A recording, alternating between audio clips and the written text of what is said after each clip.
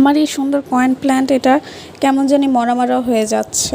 এখন বর্ষার সিজন, বৃষ্টির পানিতে হয়তো বা অনেক সুন্দর হয়ে থাকার কথা, কিন্তু এটা বারান্দার গ্রিলে হ্যাং করার কারণে বৃষ্টির পানি সহজে পড়ে না। তার জন্য ভাবলাম এটা একটার কোনো ব্যবস্থা করি।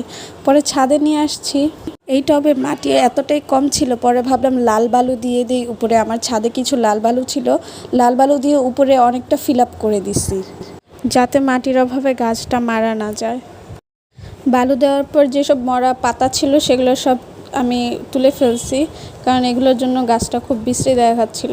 আমার এই কয়েন প্ল্যান্ট এটা মাশাআল্লাহ এত সুন্দর ছিল, হঠাৎ করে জানি না কেন এরকম হয়ে গেছিলো। আমার আগের যদি ছবিটা দেখাতে পারতাম, ছবিটা নাই, তো দেখলে বুঝতে পারতেন যে কতটা সুন্দর ছিল আমার এই কয়েন প্ল্যান্টটা।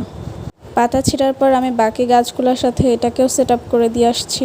এটা বৃষ্টি পড়লে যাতে বৃষ্টির পানিতে কয়েন প্ল্যান্ট এটা যাতে সুন্দর হয়, অ্যান্ড পরে আমি আবার বাসায় নিয়ে আসছি।